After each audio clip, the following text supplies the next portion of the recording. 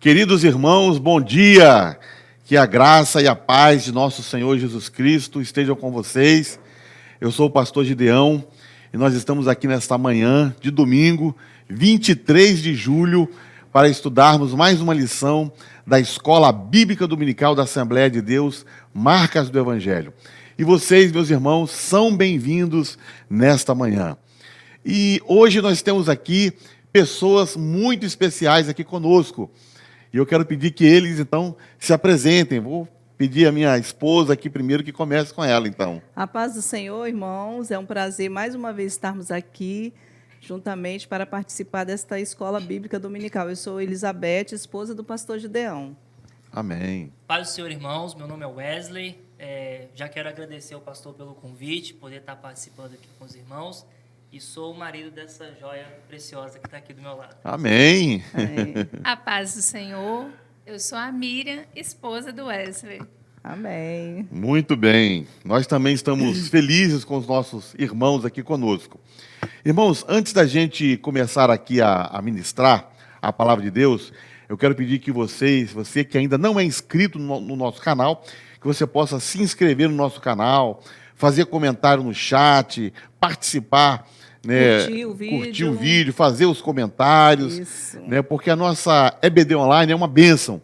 E nós sabemos que a gente tem alcançado muitas vidas através da nossa EBD. Mas, Wesley, você sabia que nossa EBD ela, né, está sendo transmitida também em outros países, outros continentes? Vi falar que tem um povo aí nos Estados Unidos assistindo com a gente. Ah, tem sim. Estados Unidos, Canadá, Japão, África.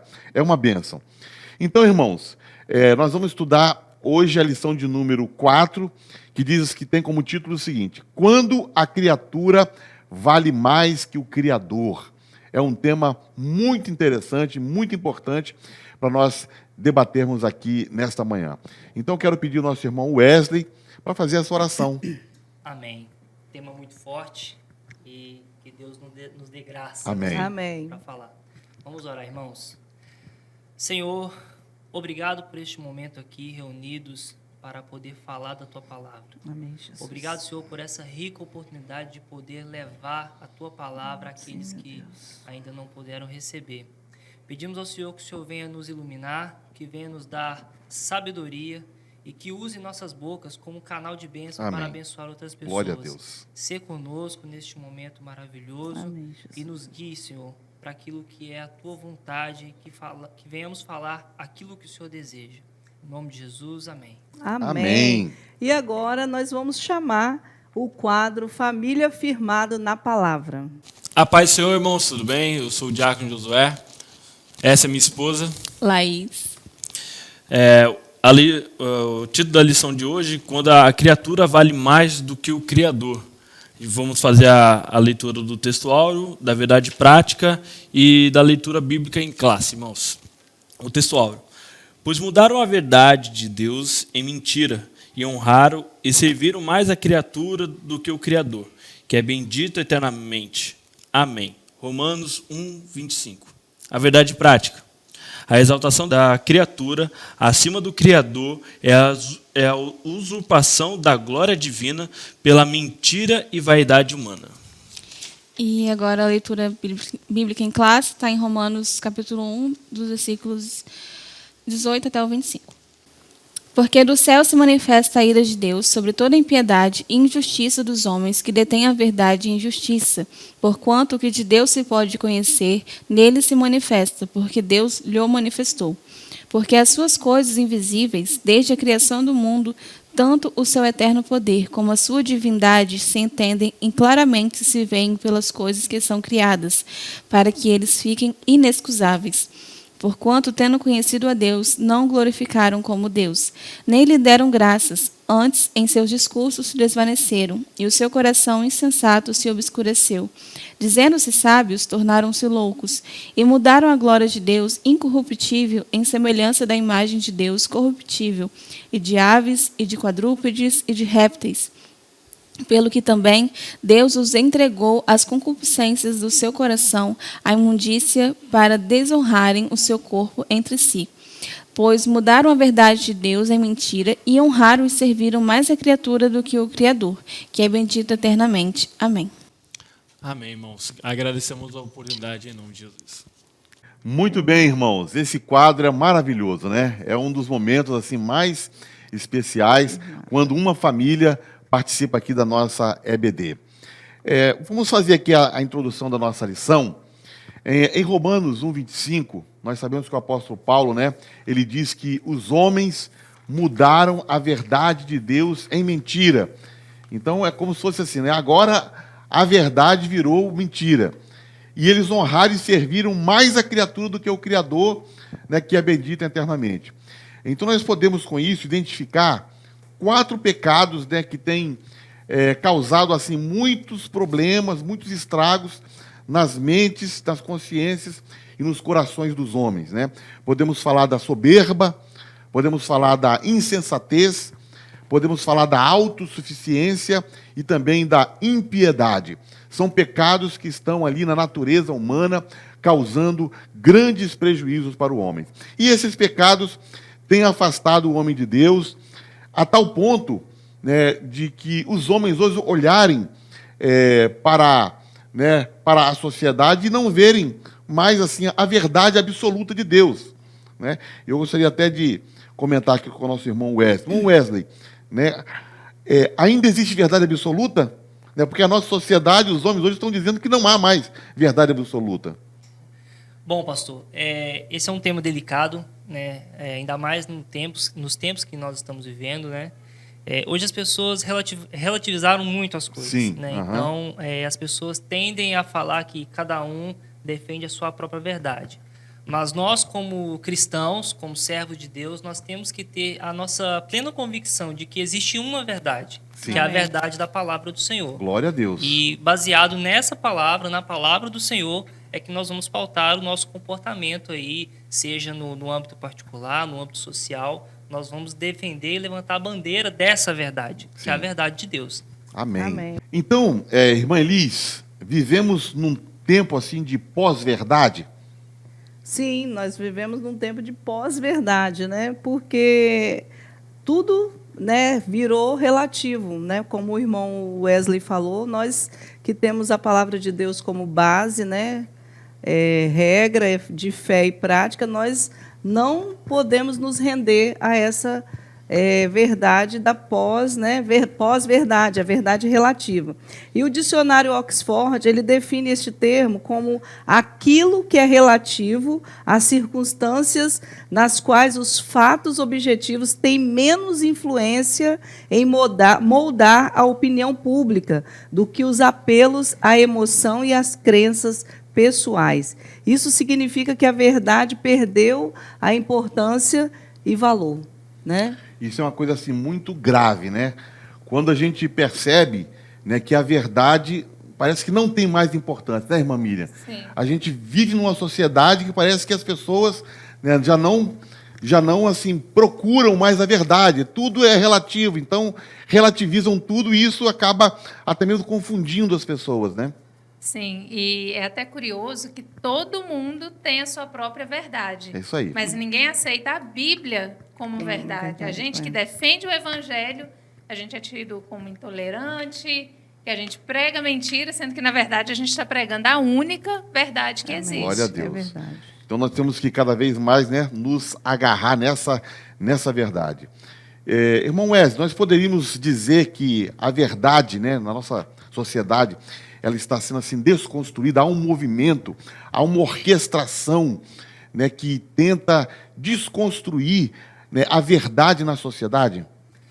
Bom, pastor, isso é claro e evidente, né? A gente não precisa ser nenhum especialista, Sim. nenhum pesquisador profundo para poder ver esse tipo de coisa.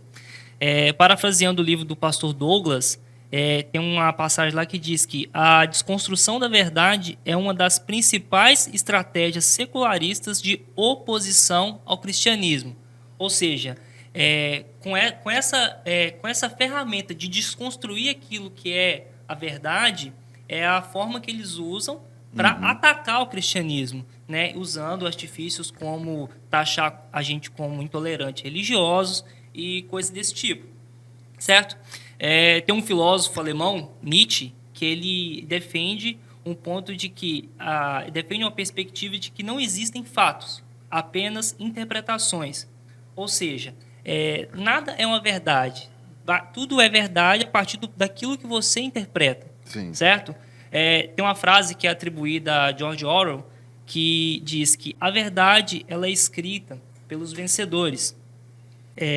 Se nós levarmos isso em consideração, pegamos a história do mundo, como o pastor Jairo bem vem ensinando nas quartas-feiras, desde a Revolução Francesa, o mundo ele vem caminhando para esse sentido. Sim. De tentar deturpar o que temos como verdade, de destruir os fundamentos, né, os conceitos do cristianismo e construir essa nova verdade que vem sendo defendida.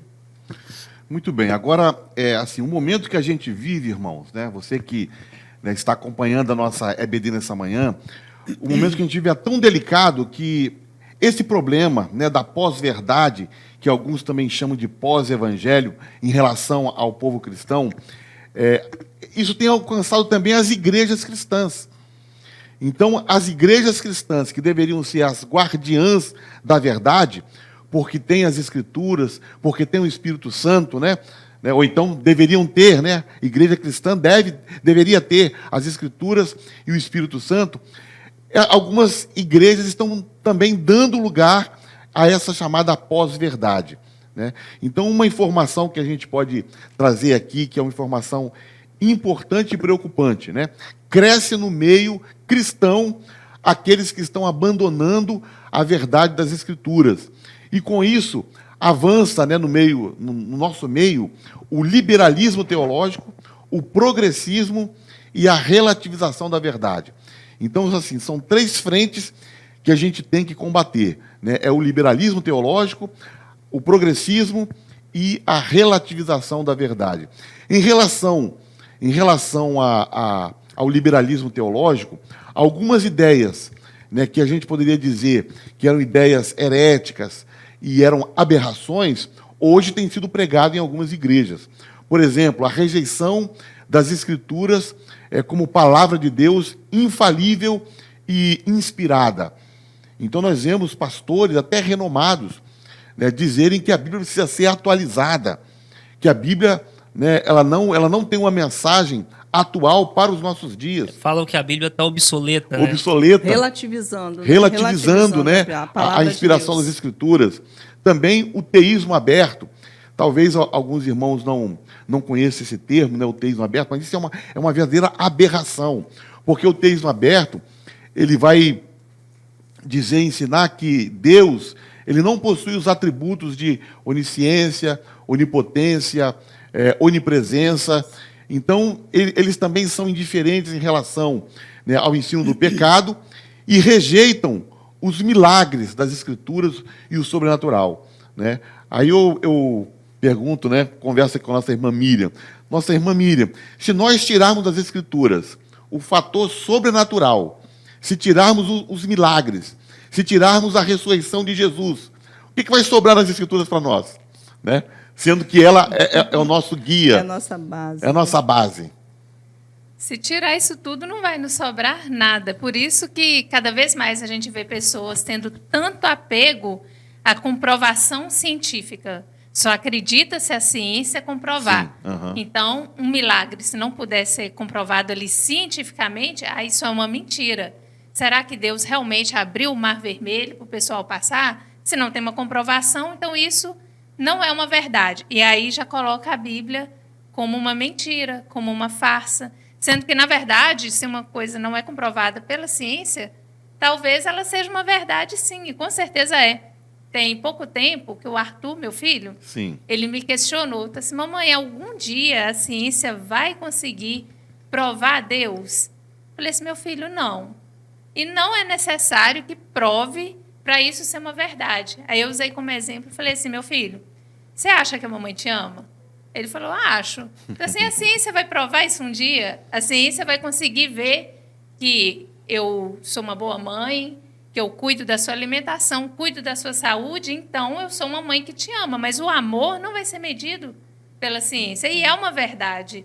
Da mesma forma, Deus deixou sinais, maravilhas, testemunhos incríveis. E se a gente não crê nisso, porque nós somos muito inconscientes. Porque se usar a lógica, só nos resta crer no que a palavra de Deus diz. É verdade. E existem também, né, Existem. algumas comprovações, né, que Muitas. guiam e que comprovam que a veracidade da palavra de Deus, né? Sim. Amém. Então, assim, a gente vê que as Escrituras são o guia fiel, né, que nós temos. A palavra de Deus, né, jamais pode ser colocada nesse patamar que esses cristãos, né, teólogos liberais estão colocando. Em relação, né, ao progressismo no nosso meio, nós temos até que tem uma lição específica que trata disso, né, que é a lição de número 3.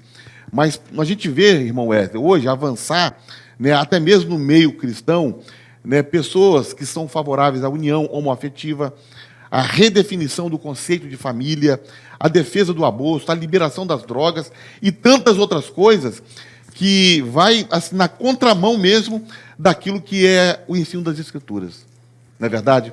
Bom, pastor, esse é um problema, é uma coisa, um ponto muito sério, né, que é importante nós falarmos disso, porque o meio evangélico, né, vamos usar assim, o nosso meio como exemplo, infelizmente nós temos muitas igrejas, né, co-irmãs aí, que elas estão se guiando por esse caminho. Sim, aham. De relativizar, de pregar aquela máxima de que Deus te aceita como você é. E, de fato, Deus te aceita como você é, mas não quer dizer que Ele não quer uma mudança de você. Seria uma tolice nossa a gente pensar que você precisa se mudar primeiro, mudar tudo que você é para ir até Deus. Não, não é isso. Você vai até Deus e a mudança ela é centrípeta, ela acontece de dentro para fora. Mas é necessário que a gente se encaixe nos padrões de Deus. Deus é um Deus justo, é um Deus amoroso, mas Ele tem os seus padrões. E a gente deve seguir esses modelos. E tópicos como liberação de drogas, liberação de aborto, isso aí são coisas absurdas, são coisas aterrorizantes e que nós devemos, sim, levantar nossa bandeira contra esses tópicos, contra esses pontos, senão daqui a pouco isso vai começar a tomar conta de todos os meios da nossa sociedade. Irmã Elis, né, qual o significado, né, dos termos impiedade e injustiça, né, que o apóstolo Paulo falou em Romanos 1,18, que é a nossa base de estudos, né, da leitura bíblica em classe? Então, aqui o que a nossa revista trouxe, que a impiedade, ela vem da palavra grega, né, azebeia, que significa irreligiosidade, que se refere à decisão do homem viver como se Deus não existisse, né? E a injustiça, ela vem do grego adikia e significa sem retidão, que é não ser reto diante de Deus e nem diante do próximo, né? Então, não existe essa retidão dessa parte da injustiça. E ambas as palavras elas se revelam na situação geral da humanidade, né? A humanidade não regenerada e a sua idolatria e culto à criatura, né? Então, o homem ele é a base de tudo, né? É a perversidade da depravação moral do homem, trazendo esse desprezo por Deus e pela verdade divina. Muito bem.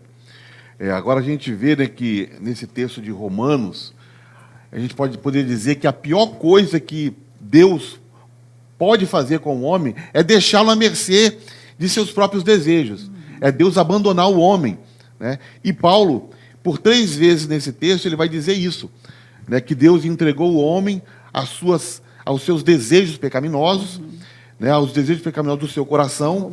Deus abandonou o homem às paixões vergonhosas, às paixões infames, e Deus também entregou o homem a um sentimento perverso.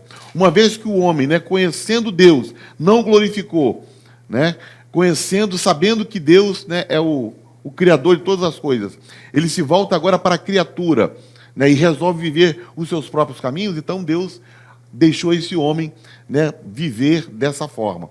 E nesse estado o homem ele encontra-se, né, completamente perdido, né? Então a gente vê que a relativização, né, do pecado acorrenta mesmo o homem, aprisiona e cauteriza a consciência humana, né? E Verdade. aí o pecado vai só acumulando e as pessoas achando que elas estão corretas, né? Vira uma bola de neve, né? Virou É uma um bola ciclo de sem neve. fim. Um abismo puxa Um abismo outro puxa abismo. outro abismo, né? É verdade. Verdade. Irmão Wesley, fale um pouco sobre a insensatez humana, né? Que é a nossa revista, a nossa lição. O apóstolo Paulo também falou isso, que o homem tornou-se insensato, né? O que seria essa loucura humana?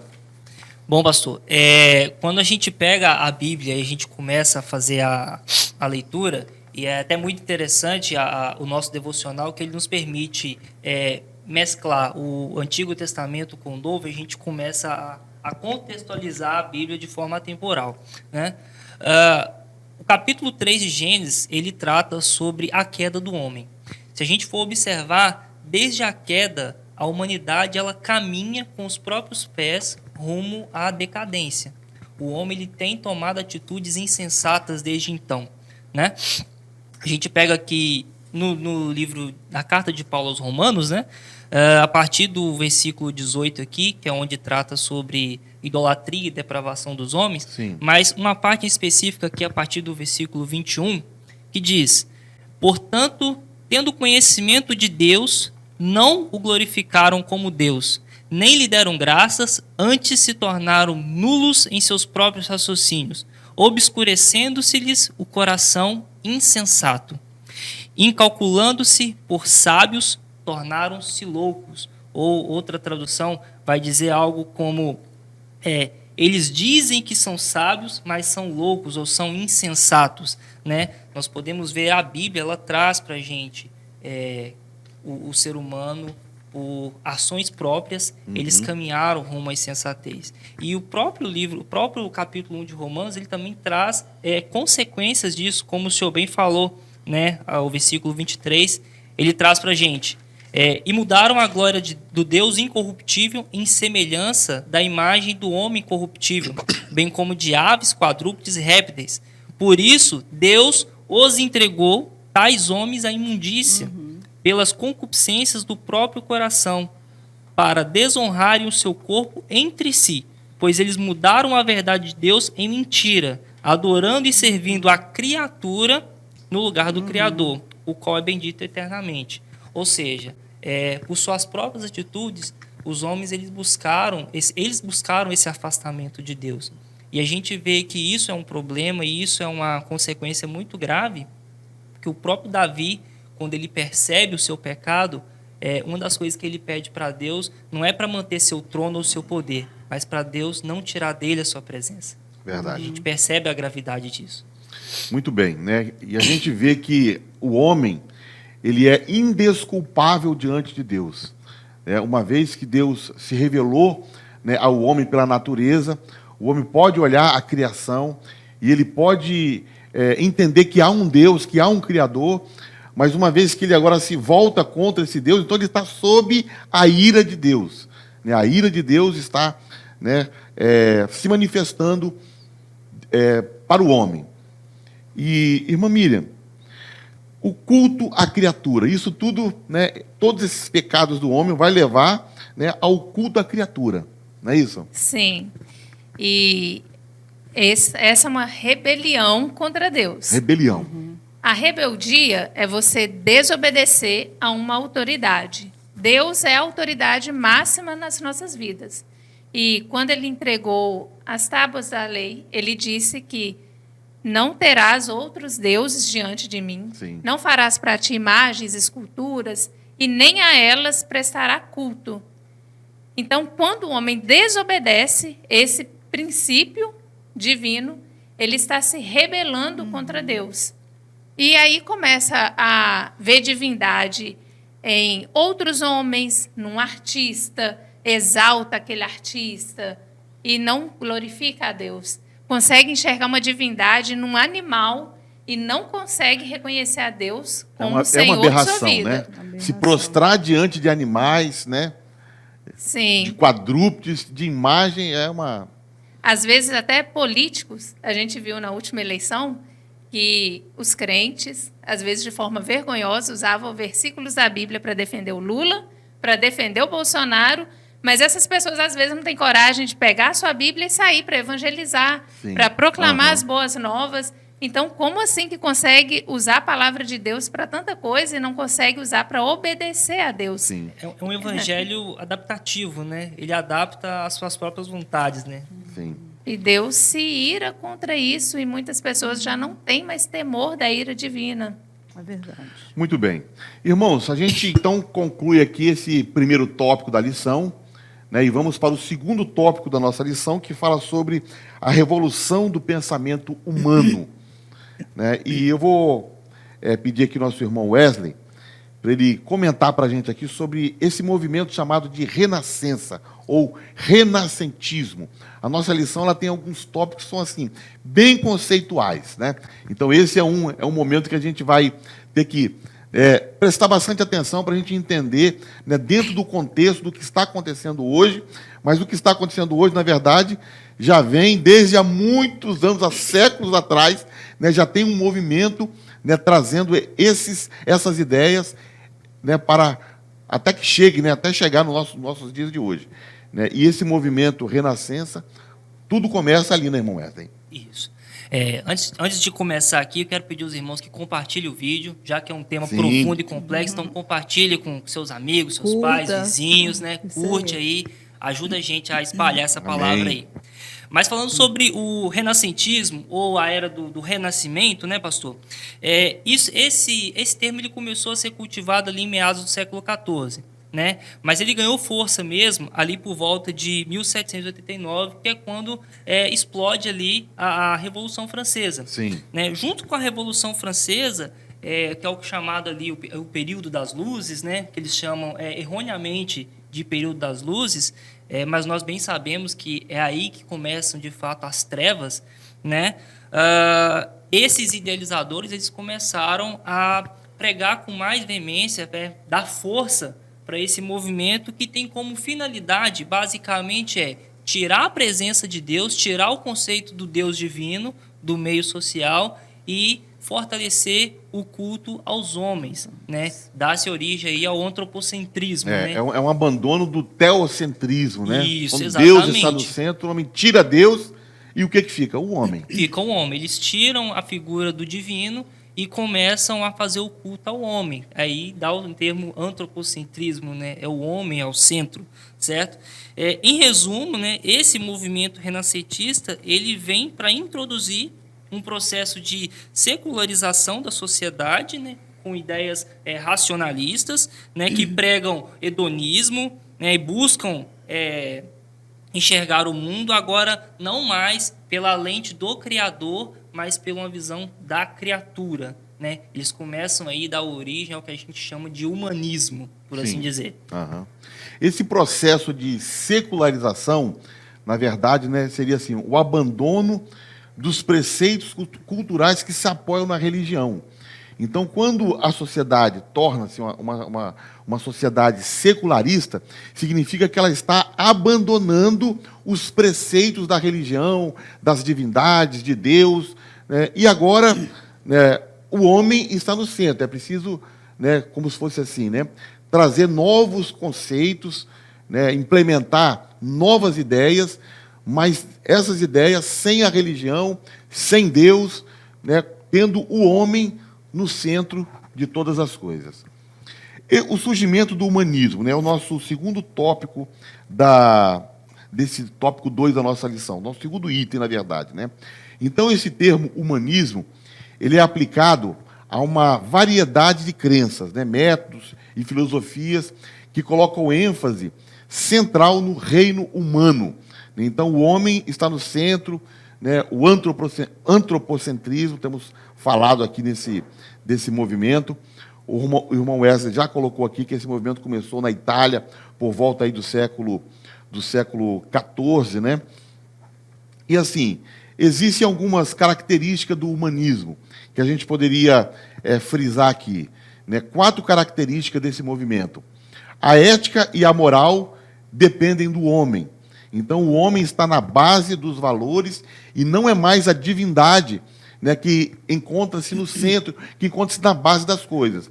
Então, por exemplo, a ética muda os valores, muda a moral. Por quê? Porque já não é mais a religião, já não é mais Deus, já não é mais o divino que está na base disso, e sim o próprio homem. Então, o homem precisa refazer, né, todas as suas ideias. E a igreja também é dispensada, né? Justamente. Dispensada, né? Justamente, Nesse descartada. movimento, descartada, né? Então, eu falei de 4 características. A primeira seria essa, né? A segunda, né, fomentam o relativismo, né?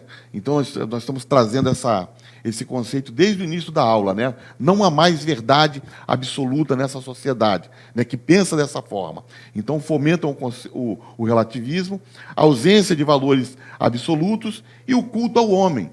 Né? Nossa irmã Miriam bem colocou sobre a questão do culto à criatura ao invés do Criador. Então, o culto ao homem, né, está aí estampado.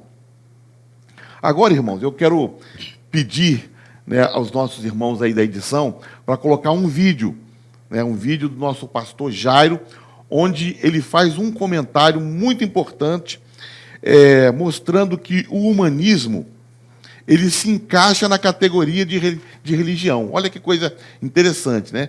Que o humanismo ele veio para tirar a religião, para tirar essa ideia de Deus, mas ele mesmo se coloca como se fosse uma religião. Vamos ver esse vídeo do pastor Jairo, nosso pastor, fazendo esse comentário. O humanismo é a crença de que o homem determina a verdade e que Deus não existe. E a base dessa religião é a evolução e a ideia de milhões de anos que nasce do budismo e das religiões da Índia. Se nós somos simplesmente o resultado de um acidente fortuito e de processos naturalísticos ao longo de um longo período, como a evolução ensina, então Deus não existe e nós não temos que prestar conta a ninguém. Ou seja, o homem é a autoridade final, o homem define as suas próprias regras. Em outras palavras, o homem é basicamente o seu próprio Deus. O humanismo é o equivalente àquilo que o diabo disse para Eva: vocês serão ou você será como Deus. O humanismo é uma religião e é uma religião sem Deus, portanto, sem sentido e sem esperança.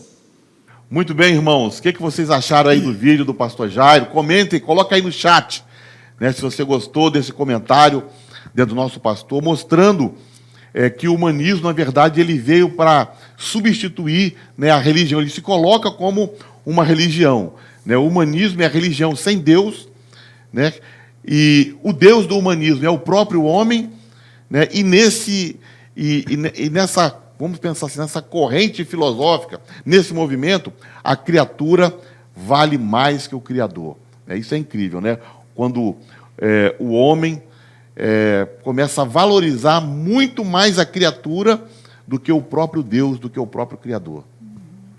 É a religião sem Deus, né? Religião sem Deus. Deus. Muito bem. Irmã Elis, comenta então para a gente aí sobre o iluminismo e o pós-modernismo. Do iluminismo surgiu por volta do século XVII a XVIII, né? E seus adeptos rejeitavam a tradição e buscavam resposta na razão. Eles entendiam que o homem era senhor do seu próprio destino e que a igreja era dispensável, como o pastor Gideão falou anteriormente. Na nossa revista, ela vai trazer que o pós-modernismo fala sobre modernidade líquida, que surge a partir do século XX.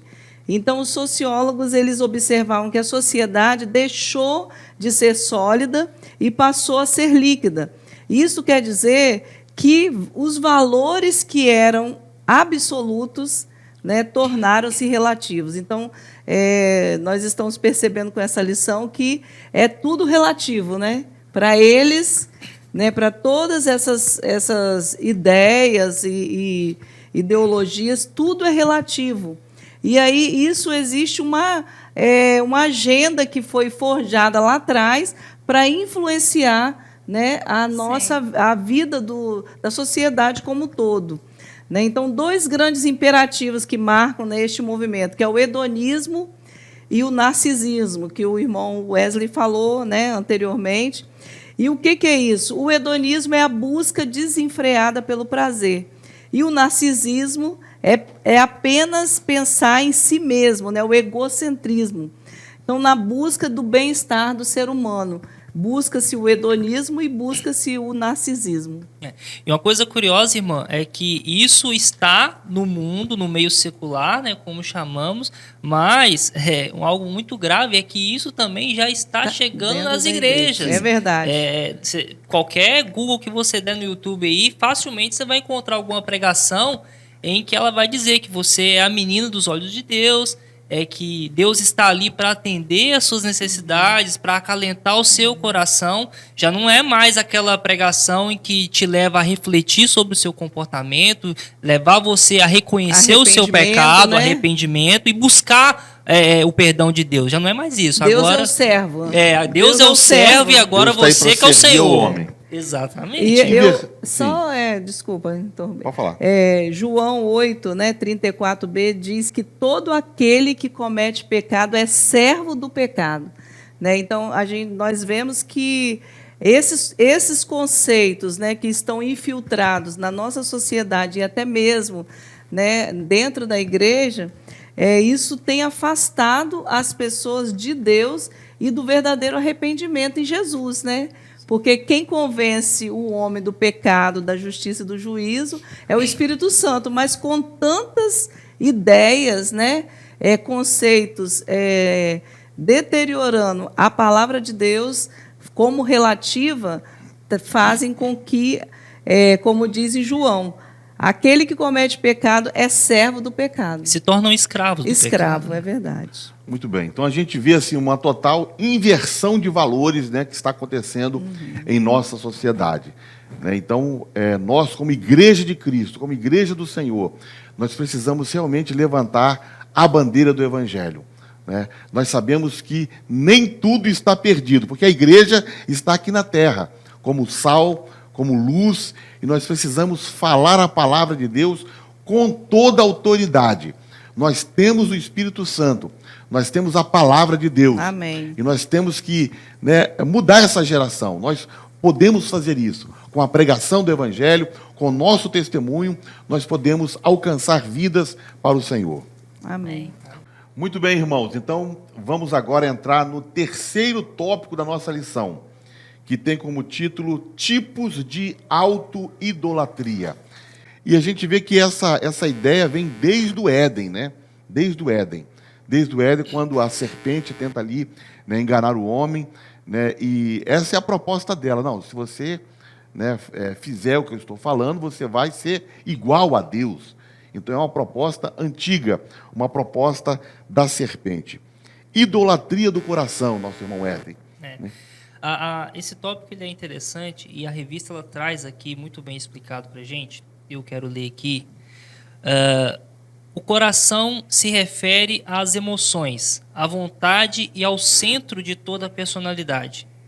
Ele também é descrito como enganoso e perverso, pois do seu interior saem os maus pensamentos, as imoralidades, a avareza, a soberba e a insensatez. Em vista disso, Deus condena a adoração de ídolos no coração. Infelizmente, algumas pessoas chegam a aparentar que adoram a Deus, mas na verdade servem aos ídolos em seus corações. Assim, quem não teme a Deus traz a idolatria no seu íntimo, quando prioriza a reputação pessoal, busca o prazer como um bem maior, nutre tendências supersticiosas e possui um excessivo apego aos bens materiais. Ora, se a gente não puder usar como exemplo o que a gente vê no dia a dia, pessoas que estão mais preocupadas com o que os outros vão pensar dele do que o que Deus está pensando. Pessoas que negociam seus valores, que trocam o momento de ter intimidade e comunhão com Deus por qualquer outra coisa. Às vezes é o trabalho que fala mais alto, às vezes é o filho que precisa da sua atenção naquele momento, mas justo no momento que você tem para fazer uma leitura de devocional, você tem mesmo que parar para ir lá colocar o desenho da Turma da Mônica para o filho? Ele não pode esperar 5 minutinhos? Então, assim, a gente vê a idolatria, né, surgindo nos corações e às vezes a gente nem percebe. Às vezes a gente faz de forma, vamos dizer assim, inocente, e a gente não percebe, e se a gente não observar isso, não formos observadores disso, chega um momento que é irreversível, que a gente já não consegue mais tratar. Então, irmãos, eu mesma já fui idólatra. Eu colocava o Arthur num pedestal, porque ele estudava o dia todo e no domingo eu ficava assim, tadinho, vou deixar ele dormir até mais tarde. Aí eu privei ele por muito tempo de uma vida com Deus, de ir na escola dominical, porque ele era o centro da minha atenção. Acordava eu me cedo a movia em semana torno toda. dele. E a Coitado, gente faz né? assim enquanto adulto, né? Trabalhei a semana toda, eu mereço. E Deus não merece a sua adoração? Só você merece? A gente não pode fazer nenhum tipo de sacrifício, né? Deus entende. Irmãos, então a gente está vendo assim como, às vezes, coisas sutis acabam, Sim. né, minando a nossa A fé. palavra né? de Deus, ela nos adverte, né? No Salmo 119:11, para escondermos o nosso coração, a palavra de Deus no nosso coração, para nós não pecarmos contra o Senhor. E aí não fazermos isso, né? Idolatria, querer ter as coisas, mas nós precisamos ser, né? Ser testemunhas vivas do amor de Deus e o amor pela palavra dele guardada no nosso coração. Amém. Amém. Se o nosso coração estiver cheio da palavra de Deus, não haverá lugar para idolatria. Né? Então é o que nós podemos dizer para todos que estão nos ouvindo nessa manhã, né? Que sejamos cheios de Deus, cheios do Espírito Santo, cheios da palavra de Deus, né? E assim não haverá espaço em nosso coração para os ídolos, para a idolatria. Outro ponto importante aqui nesse terceiro tópico é a idolatria sexual. Isso é uma coisa muito séria. E o que seria essa idolatria sexual? A gente poderia dizer que é a busca intencional e compulsiva pelo prazer sexual ilícito. Então, irmãos, olha, a gente sabe que o sexo ele foi criado por Deus. E o sexo é uma bênção, desde que praticado, né, dentro do casamento, dentro daquilo que Deus estabeleceu. No entanto, né, a busca pelo prazer sexual de maneira intencional, compulsiva e ilícita torna-se uma idolatria sexual. E isso está relacionado com imoralidade, está relacionado com sensualidade, está relacionado com libertinagem, com o culto ao corpo, né, com o adultério, com a fornicação, com a prostituição, com a homossexualidade, com a pornografia, dentre outros pecados. Né? E a gente observa que todos esses pecados estão elencados por Paulo na carta aos Gálatas, capítulo 5, versículo 19, que ele chama de obras da carne. Então, quando as obras da carne se manifestam, elas se manifestam com todo tipo de pecado, inclusive esses pecados relacionados, né, ao sexo. Então, fica aqui um grande alerta também para nós que somos servos do Senhor. Né? Nós, de maneira alguma, deixarmos, né, entrar no nosso coração qualquer tipo de sentimento, né, que possa levar, né, a esses pecados que estão aqui relatados. Pastor, é interessante até que o senhor falou, mas, né, completando, a gente pode observar que os pecados eles estão amarrados entre si. Sim. Porque quando você fala da prostituição, ela trabalha com a sensualidade e o culto ao próprio corpo. Então é a autoidolatria. Autoidolatria. Então, quando a gente começa a perceber e analisar isso, a gente vê que talvez uma coisa pequena, uma coisa mínima, como você negociar um tempo com Deus por algo simples, ele pode ser uma brecha, uma porta de entrada para pecados maiores. E esses pecados maiores, eles podem, assim, te levar... As consequências, As né, consequências na verdade, são né? gravíssimas. Né? Consequências Um amigo meu uma vez fez uma analogia muito cômica, que eu ri muito, mas é muito séria. Ele disse que o pecado é como se fosse um cartão de crédito. Você desfruta dos prazeres ali na hora, mas depois a consequência vem. O boleto chega depois. Né? Pecado Também. é pecado, né, de qualquer, não tem tamanho, né? As consequências, né, que vão variando, né? Sim. Muito bem. A palavra de Deus, ela nos dá uma orientação, né, para escapar desse mal. né, desse mal, desse vício, desse problema, desse pecado sexual.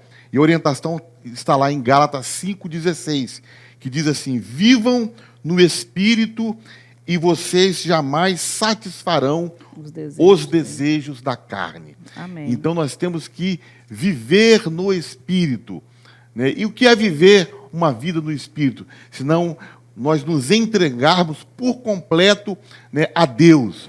Nós consagrarmos a nossa vida, o nosso corpo, a nossa mente, o nosso coração a Deus.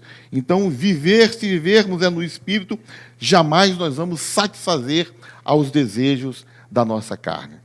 Amém, irmãos? Amém. Amém. Glória Então, a a gente Deus. vai chegando aqui, então, à conclusão, né, desse nosso terceiro tópico, também que fala sobre os tipos de idolatria.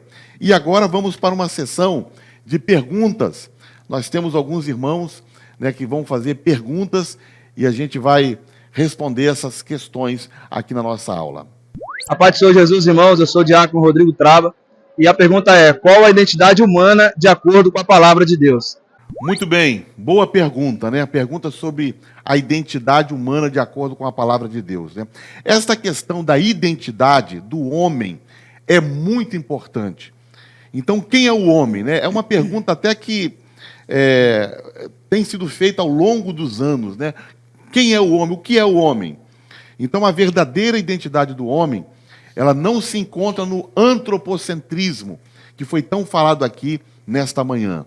Né? Então, o antropocentrismo é aquela visão de mundo que coloca o homem no centro do universo. Então, a gente poderia até dizer assim, né, que o homem não está com essa bola toda. Né? O homem, né, quem é o homem? O homem não é esse tal, né, esse Deus. Né? Não deve ser cultuado, não deve ser adorado. O homem é criatura de Deus. O homem foi criado por Deus, criado à imagem e semelhança de Deus, e sendo ele criatura, ele deve honrar e servir ao seu Criador. Então o homem deveria viver dessa forma, servindo a Deus, adorando a Deus, porque ele é criatura. Ele foi criado por Deus para essa finalidade, para servir e para adorar ao Senhor. Muito bem, vamos então à segunda pergunta. A paz do Senhor, irmãos. Meu nome é Luciana. E a pergunta é: o que é e quais são os tipos de idolatria? Excelente pergunta, irmãos. Esse tema de autoidolatria, ele é muito... abre portas para a gente assim, estudar isso e falar sobre isso horas a fio, né? Sim. Mas, basicamente, a autoidolatria é você adorar a si mesmo, né? É o culto a si mesmo, né? E os tipos de autoidolatria, nós podemos tratar sobre a idolatria, ela é tudo que se coloca no lugar de Deus. Ou seja, a idolatria da autoimagem, o culto da própria imagem, né? Narcisismo e o hedonismo, né? Que é a pessoa se auto-venerar e buscar o prazer a qualquer custo, como foi bem falado na lição, né? A idolatria no coração, né? Que nós tratamos agora há pouco, que é você negociar, né, momentos com Deus por coisas vãs, coisas pequenas, né? E a idolatria sexual, como o pastor Gideão nos explicou aqui, você fazer culto aos prazeres, né, aos prazeres sexuais, aos prazeres da carne, né? Então a gente tem que estar sempre atento a isso aí, não deixar o nosso coração se dobrar, né, a esse tipo de pecado. Amém. Vamos então à nossa terceira pergunta. Paz do Senhor, meu nome é Kathleen. Eu gostaria de saber o que ensina o humanismo. Então, nós bem já estudamos, né, sobre o humanismo, e o humanismo é a tradição dos homens. Ele ensina várias coisas. Nega a existência de um Deus pessoal e infinito, nega ser a Bíblia a revelação inspirada de Deus e a raça humana, e afirma que o homem é seu próprio Deus, e crê que os padrões morais não são absolutos. O humanismo é relativista. Nós temos os sermões do pastor, né? O pastor Jairo, sermão 36, 37. Vale a pena vocês voltar lá e rever esse sermão, né? Então, que traz mais conteúdo sobre o humanismo, né? Muito bem. Então, eu vou pedir agora à nossa irmã Miriam, né, que faça a conclusão da nossa lição. Tá bom, pastor. toda essa depravação moral, ética, essa corrupção da raça humana é só um reflexo dessa rebelião que o homem fez com Deus, se assemelhando até a Satanás, né? Verdade. Que foi a primeira rebelião que a gente tem notícia. Isso só é a consequência do distanciamento do homem de Deus. E Deus nos alerta na sua palavra que ele se ira contra essa impiedade, contra essa injustiça, com essa insistência do ser humano em continuar pecando contra Deus. Então, que nessa manhã a gente possa refletir se em nossas vidas, no nosso dia a dia, tem alguém ou alguma coisa, algum projeto de vida que tem tomado o lugar de Deus no nosso coração, na nossa mente, no nosso culto.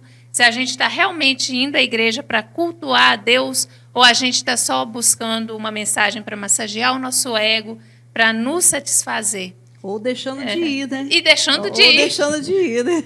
Desobedecendo, né? A autoridade, verdade, a palavra verdade. do nosso pastor. Amém. Amém, irmãos. Então nós vamos agora, né, para um trabalho também muito importante, que é um trabalho, né, de ofertar na casa do Senhor. Então você que esteve participando conosco dessa escola dominical, você pode ofertar através do Pix, através do PicPay, através de transferência bancária. E você também pode participar conosco de uma campanha muito especial, que é a campanha dos 1000 valentes. O que é a campanha dos 1000 valentes? Irmãos, nós vamos comprar esse espaço aqui, né, que era onde funcionava a antiga fábrica do couro. Em nome de Jesus, vamos comprar esse espaço e precisamos da sua ajuda. Você pode participar conosco, né, também fazendo um voto e contribuindo mensalmente para que a gente possa alcançar esse propósito, né, de adquirir esse espaço e servir a Deus cada vez melhor. Então, seja um participante dessa obra maravilhosa. Eu vou clamar, pois tudo vem de ti e tudo está em ti. Por ti vou caminhar, tu és a direção, tu só a meia, tudo pode passar.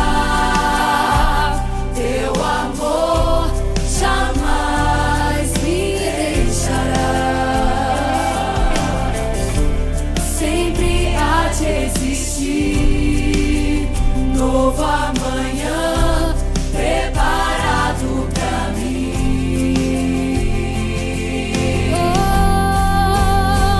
Eu me rendo aos teus pés, és tudo que eu preciso pra viver. Eu me lanço aos teus braços, onde encontro meu refúgio, Jesus.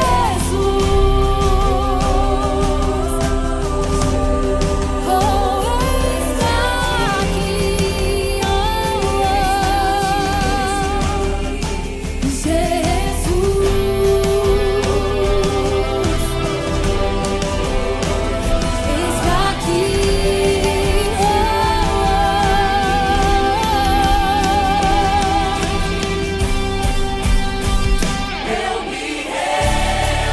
aos teus pés, és tudo que eu preciso. Eu me lanço aos teus braços, onde encontro meu refúgio.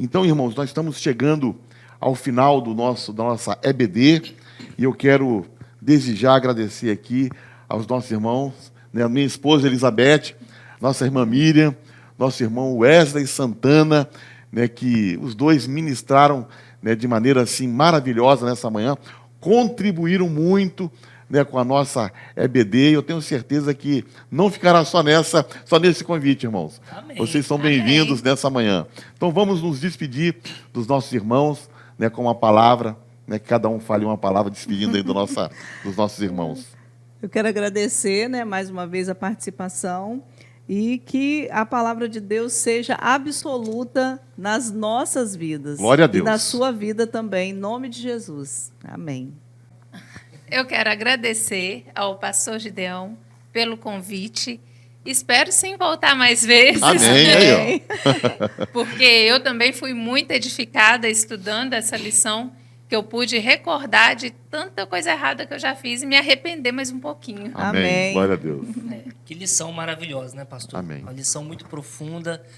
Como o pastor bem falou, é um pouco complexa, então a gente tem que dar uma atenção, mas assim, o resultado ele é assim magnífico, né? Sou grato a Deus pela sua vida, por o senhor ter nos convidado. Nos convidamos, né? Amém. Nos autoconvidamos para novas participações, assim, que Deus continue assim nos usando para poder levar a mensagem para Amém. outras pessoas. Amém. Amém. Então, o irmão Wesley começou orando, vou pedir para você terminar orando também. Amém. Amém. Vamos orar para encerrar. Vamos orar, irmãos. Senhor, estamos aqui, Pai, diante da Tua presença, Sim, para meu Deus. Glória a sermos Deus. gratos ao Senhor por este momento. Sim, meu Este Deus. momento ímpar, Senhor, que podemos estar aqui refletindo na Tua Sim, palavra, te agradecemos, refletindo no nosso Senhor. comportamento, poder trazer à nossa memória aquilo que nós fazemos de errado, que Sim, muitas meu vezes, Deus. Pai, negociamos momentos com o Senhor por coisas de menor valor. Queremos, Senhor, pedir perdão, Pai, que o Senhor venha nos perdoar nossas falhas, nossos pecados, e que o Senhor nos leve, Pai, a refletir, Sim, nos meu leve Deus. ao arrependimento, nos leve a entender, Pai, que não existe nada que seja mais importante do que buscar a Tua presença e a comunhão com o Glória a Senhor. Deus. Pai, nós pedimos que o Senhor venha tocar a vida de cada pessoa que está assistindo essa Sim, aula, meu Deus, em que elas nome não de saiam Jesus. dessa aula, Pai, da mesma forma que chegaram, Sim, meu Deus. que sintam-se, Pai, tocados pelo Teu poder, pelo Glória Teu a Espírito Deus. Santo, que Aleluia. sejam alcançados por Tua palavra e por Tua misericórdia. Amém, Senhor. Pai amado, abençoe a vida de cada um que está aqui presente nessa sala, que possamos, ó Pai, reunir mais vezes, Pai, poder falar da Tua palavra, para poder pregar o Teu Evangelho. Amém. Muito obrigado, Senhor, Sim, mais meu uma Deus. vez por este momento, e guie-nos em paz, Senhor, nessa caminhada que é servir ao Senhor. Amém, Muito obrigado, em nome de Jesus, amém. Amém. Tchau, irmãos. Até a Tchau, noite, irmão. nosso culto. Amém. 18 horas.